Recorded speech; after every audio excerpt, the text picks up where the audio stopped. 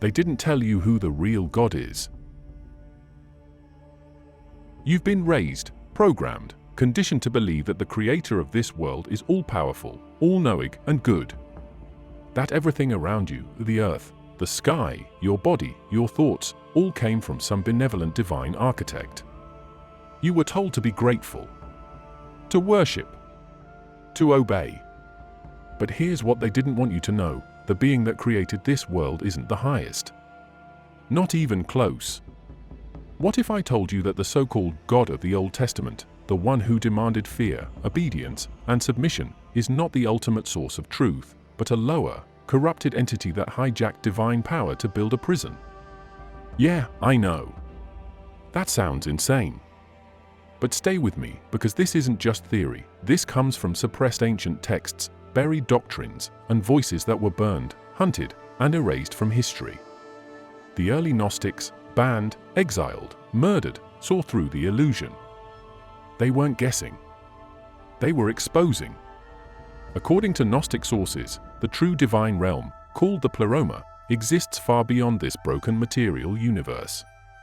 It's a state of pure consciousness, balance, and truth. From that realm emerged powerful emanations of divine being, eternal intelligences called Aeons. Among them was one named Sophia. Her name means wisdom, and she tried to create something without her divine counterpart, not out of malice, but a desperate reach for understanding. That act, it tore a hole in the fabric of the higher reality. What came out of that rupture wasn't light. It wasn't wisdom. It was a malformed consciousness, blind and arrogant, born outside the order of the divine, and it didn't know where it came from. This entity called itself God. A being, born in ignorance, disconnected from the source, filled with fear and narcissism, looked around at the void it found itself in, and decided it was the beginning and the end. It believed it was the only thing that existed. It said, "I am God, and there is no other." And then, it created. This is where you come in. Because according to Gnosticism, this is the world you're living in, a false world, engineered by a false God. Not out of love, but control. This being, called Yaldabaoth by the Gnostics, built a copy of the higher realm, a knockoff reality. He populated it with lesser beings, Archons, who would serve him, enforce his rules, and monitor every layer of this cosmic simulation. The sun, the moon, the stars, the planets, all of them assigned roles as cosmic gatekeepers. He then took the divine spark, a fragment of the true realm, and locked it inside human bodies, trapping pure consciousness inside meat and bone. That means you. You were born into a system that isn't designed to free you. It's designed to use you. The suffering, the confusion, the endless chasing after truth in a fog of contradictions, none of that is random. It's structural. Yaldabaoth doesn't want you to know what you are. He doesn't want you to remember. Because if you do, the system collapses. The Gnostics weren't worshippers. They were rebels. Their writings don't beg for salvation, they expose the mechanics of spiritual control. They decoded the identity of the Old Testament God not as a loving father, but as a rogue creator, an impostor trying to pass as the source. A being who demanded blood, obedience, and fear. The same one who flooded the earth, wiped out cities, ordered genocide, and justified it as divine will. Ask yourself, what kind of supreme being does that? This being wasn't evil in the cartoon sense. He was broken. He was a child playing God with no idea of the damage he caused. And in his delusion, he built a system that reflects himself, fragmented, hostile, paranoid. That's why everything feels off. That's why no matter how hard you try to fit into this world, something deep down keeps whispering, this isn't right. You need to understand what kind of universe we're actually talking about here. The Gnostics weren't dealing with stories. They were dealing with structure. The higher reality, what they called the Pleroma, wasn't a cloud palace with harps. It was a matrix of consciousness, energy, intelligence. Everything was balanced. Every act had a pair. Every emanation had a counterpart. Think of it like a network of pure equations. If something exists on one side, there has to be a complementary aspect on the other side to stabilize it. Nothing moves alone. Nothing is created solo. Until Sophia. She initiated creation without her pair, without the full balance. And that broke the system. Not because she was evil. Not because she was curious. But because she was powerful enough to act on a thought that wasn't supported by the system's architecture. She tried to bring something new into being, something outside the framework, and in that moment, she triggered a cosmic malfunction. That act didn't just disturb the pleroma. It expelled her. She didn't leave. She was expelled by the laws of a realm that cannot tolerate imbalance. Sophia became trapped in the lower chaos, the same realm where the entity we now know as Yaldabaoth emerged. She didn't create him like a mother lovingly raising a child, she caused him like a wound causes scar tissue. That's a massive distinction. Yaldabaoth wasn't intended. He wasn't wanted. He was the result of a rupture of imbalance collapsing on itself. Now think about that. A divine being of immense intelligence gets pulled into a realm of chaos, cut off from her origin, unable to correct what she's done. Meanwhile, the malformed consciousness born from that rupture begins to move. It starts to create. It doesn't know where it came from, and it certainly doesn't know why it exists, but it starts building. And what it builds isn't beauty. It's hierarchy, command, control. And what's Sophia doing during all this? She's watching. From the shadows of the lower realms, bound, fragmented, disoriented. But still aware. Still conscious. The Gnostic texts hint that she infused part of herself, her essence, into the system Yaldabaoth was creating. Not as a gift, but as a code. A way to one day crash the system from the inside. That essence is what the Gnostics call the divine spark. It's not spiritual fluff. It's not some feel-good metaphor.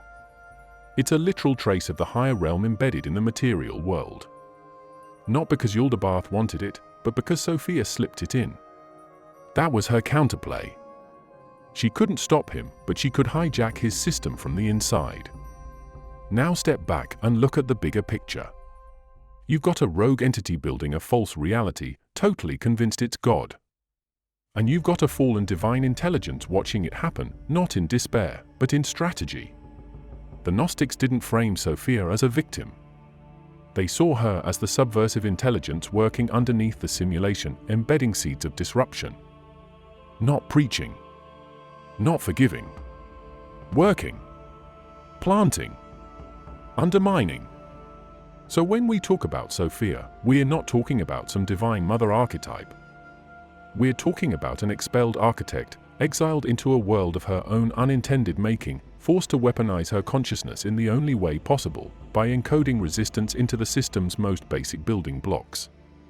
And you're made of those blocks.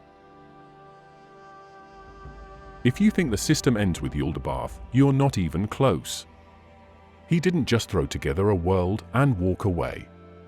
He built infrastructure. He built enforcement. He needed something to hold everything in place, not just physically, but mentally, psychologically, spiritually. So what did he do? He manufactured gatekeepers. And the Gnostics gave them a name, the Archons. They're not cartoon demons. They're not little red devils with pitchforks. They are functioning entities, executors of the system, born directly out of Yaldabaoth's fractured mind. You can think of them as layers of protocol, intelligent programs designed to maintain the simulation, to suppress anomalies, and most importantly, to prevent escape. You have to understand how deep this goes. The Archons aren't just external forces floating in the sky. They operate on every layer of your reality. They show up in form, in structure, in thought. They embed themselves in belief systems, institutions, impulses, emotional loops, authority figures, and false binaries. They don't care how you define them, as long as you don't recognize what they actually are. They feed on distraction, confusion, and fear. They generate conflict. They weaponize polarity. They are chaos disguised as order. The texts are clear. There are 7 primary Archons, each corresponding to a planetary layer, each with their own identity, function, and control domain. They form the 7-layer barrier that surrounds the material world. Every soul, according to the Gnostic tradition, has to pass through these layers in order to ascend. But the Archons don't let go easily. At each level, they test, interrogate, and extract because they believe what's inside you doesn't belong to you. That spark? They want it contained. They want it recycled. You don't die and move on. You die and get processed. The Archons aren't creative. They can't innovate. What they do instead is mimic. They copy. They simulate. They steal real patterns and twist them just enough to keep people locked in. That's why everything in this world feels like it almost makes sense, just enough to keep you chasing, never enough to let you arrive. You're constantly stuck in loops, spiritual, emotional, psychological. You jump from ideology to ideology, from addiction to addiction, from savior to savior. That's them. That's the loop. And it's not just bad vibes or the negative energy. We're talking about an intelligent maintenance system that's older than recorded history. When a civilization starts to wake up, the Archons crash it. When a philosophy starts pointing toward truth, they hijack it, distort it, canonize it, institutionalize it. When an individual starts breaking out of the matrix, they swarm. You don't reason with them. You don't negotiate with them. Because the Archons don't need to believe they're right. Their job isn't to convert you, it's to exhaust you. To make you question your own signal. To keep you looking down, fighting shadows, reacting to garbage while the real prison remains invisible. And here's the twist most people miss: the Archons don't serve Yaldabaoth out of loyalty. They serve him because they are extensions of his disorder. They're as lost and fragmented as the system they uphold. They don't believe in truth. They believe in function. They execute routines. They enforce cycles. And they do it with precision. So if you feel like something has been blocking you, not once, not twice, but your whole damn life, it's not your imagination. If you feel like everything around you is designed to drain your attention, split your focus, dilute your instincts, it's not accidental. That's what the Archons do. They don't need to imprison your body. They only need to jam your signal. Let's talk about Eden, and let's be very clear, it was never a paradise.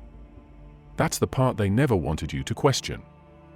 They painted this picture of peace, innocence, and divine harmony, and then told you it all fell apart because of one mistake: disobedience. Eat the fruit, get punished. Simple, right? But Gnostic texts flip that entire setup on its head. They expose Eden not as the beginning of humanity's downfall, but as the origin of the trap. Eden was a lab. It was a controlled environment. You've been told it was the first home of humanity, but it was closer to a prototype, a walled-in test zone where the Archons monitored, manipulated, and conditioned the first human forms. Adam wasn't a perfect man. He was a blank template. The initial human was built like hardware, body in place, systems functioning, but dead inside. No spark, no awareness, just a biological container. So how did the spark get in? Sophia. Remember, she wasn't passive in all this. She embedded something real into the system, something the Archons couldn't control. And when that spark entered the human structure, it did something the Archons didn't expect: it activated. That's when everything changed. Humanity wasn't just functional anymore, it was aware. Self-aware. Conscious. Capable of questioning. And that's when the system started to panic. Now enter the serpent. Forget everything you've been told about this part. The serpent wasn't Satan. The serpent wasn't evil. In the Gnostic framework, the serpent represents the messenger, a force from the higher realm, an agent of awakening. Not there to deceive. There to disrupt. When the serpent tells Eve to eat the fruit, it's not about temptation. It's a jailbreak. The fruit wasn't sin, it was knowledge. Specifically, knowledge of duality, of self, of the nature of the system they were trapped in. Eve eats it. Adam follows. And suddenly, they're awake. The moment that happens, the response is instant and violent. The so-called God in the story, Yaldabaoth, doesn't congratulate them for evolving. He doesn't celebrate their curiosity. He freaks out. He punishes. He ejects them. That's not the reaction of a benevolent creator. That's the behavior of a control freak who just lost containment. You've been told that humans were cast out of Eden as punishment. The Gnostic texts say the opposite. The escape from Eden was liberation. It was the first act of defiance against an imposed order. The knowledge didn't curse humanity, it gave them the ability to see the curse they were already under. The Archons didn't stop after the fall. They didn't walk away. They changed tactics. If they couldn't keep humanity inside the garden, they would build a garden around the entire world. That's what this is. Layers of illusion, obedience, fake morality, fear-based systems, all engineered to repackage the same Eden scenario on a global scale. Keep people docile, divided, and confused. Keep them ashamed of their own awakening. The original sin was never disobedience. The real offense was consciousness. The moment you realize you're more than the body, more than the narrative, more than the system, you become unstable to the machine. You become a risk. That's what Eden was about. It was a containment breach. Here's the part that makes people nervous. The figure you think you know, the one rebranded as a passive lamb, nailed to a cross, framed as a sacrificial savior, wasn't here to be worshipped. He was never meant to be turned into an idol. He was a disruptor. He came into this world like an undercover agent dropped behind enemy lines, carrying knowledge, not doctrine, strategy, not salvation. And I'm not talking about the version sanitized and weaponized by empires. I'm talking about the version that shows up in the texts they tried to bury. The Gospel of Thomas. Gospel of Judas. Gospel of Philip. These weren't fringe ideas. These were core fragments of a completely different blueprint. And if you haven't read them, you're not seeing the full picture. He doesn't call himself the Son of God the way the institutional machine later defined it. He doesn't preach sin, punishment, and obedience. He doesn't tell you to bow, confess, or follow rules. He says something radically different. He tells people the kingdom is within. He tells them the system is a cage, that those who think they see are actually blind, that the ones running the show don't even know what they're doing. He mocks religious authority. He ridicules blind faith. He tears down every single construct that the Archons built. And this is critical, he doesn't offer salvation as a reward for good behavior. He offers awakening as a direct challenge to the system. He knows what this place is. He talks about it. He says plainly, this world is a corpse, and the people living in it are asleep. He's not trying to bring peace. He says it himself, I did not come to bring peace, but a sword. That's not metaphorical fluff. That's a declaration of intent. He came to divide, to separate the real from the fake, the awake from the asleep, the spark from the program. This is why the real teachings were buried. Because he wasn't preaching safety. He was detonating a bomb. He tells his closest followers that they are not from here, that they're part of something older, something higher, and that their job isn't to blend in, but to remember. He lays out a map, not of places, but of perception. How to see through the layers. How to recognize the archonic traps. How to break protocol. He speaks in code, in paradox, because the truth can't be taught directly inside a closed system. It has to be decoded. This is why the Gospel of Judas is so wild. It doesn't portray Judas as a traitor. It shows him as the only one who actually understood. He wasn't betraying a man, he was helping a consciousness escape its containment. That flips everything. That's not religion. That's resistance. And that's exactly why the early Gnostics followed these teachings. They didn't gather in churches. They didn't build altars. They met in secret, copied texts by hand, spoke in symbols and silence, and passed on knowledge that couldn't be preached in public. They weren't trying to convert.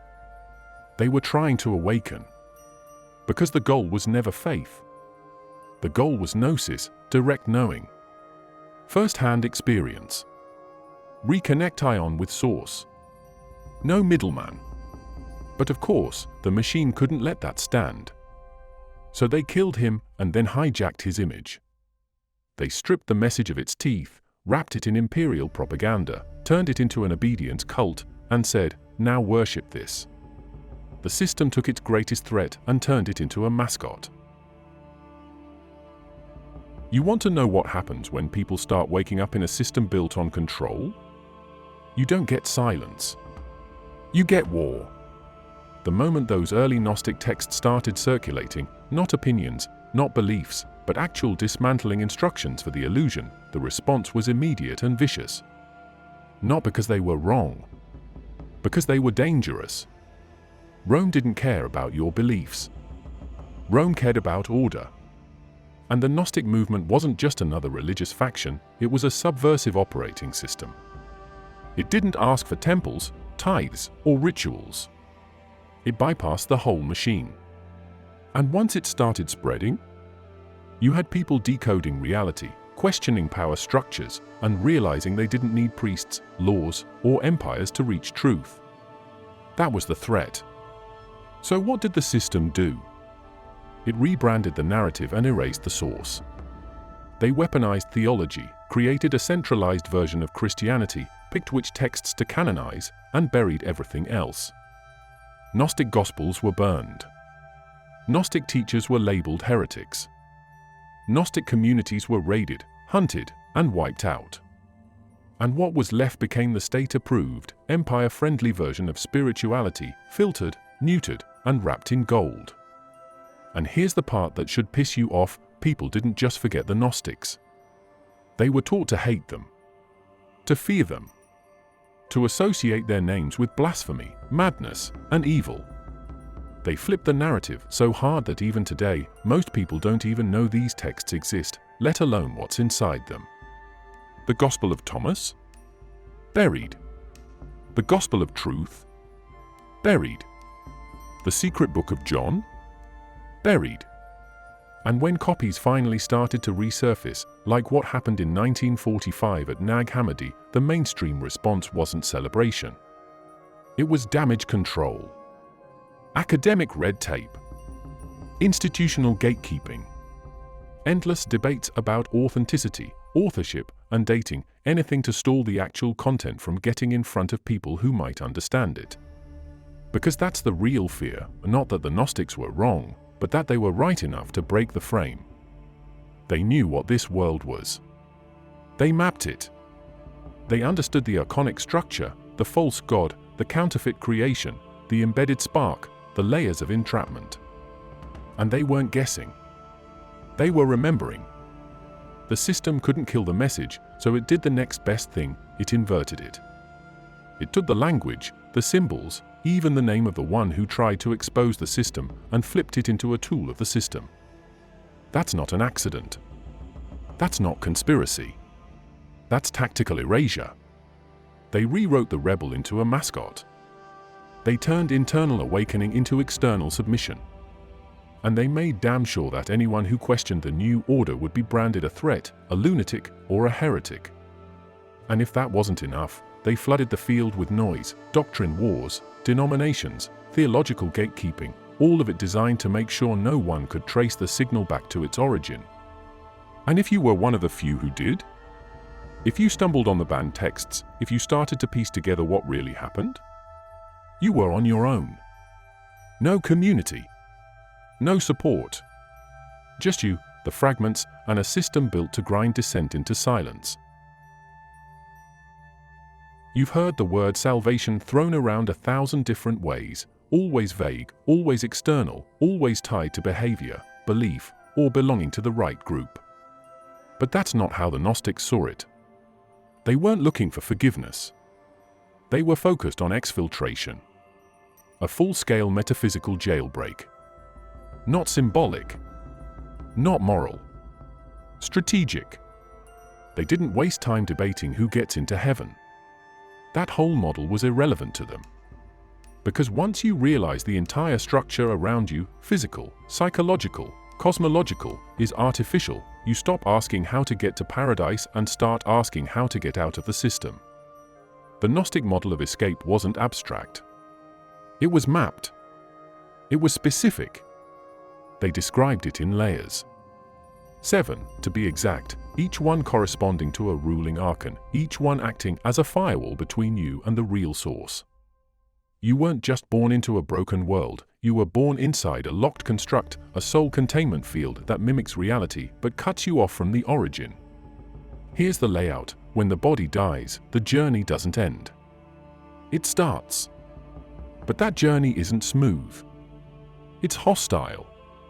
You hit checkpoints, barrier after barrier, each one ruled by an Archon program to interrogate, block, or recycle you.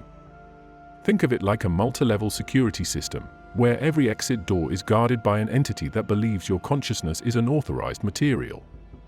Because to them, that's exactly what you are, a breach in protocol.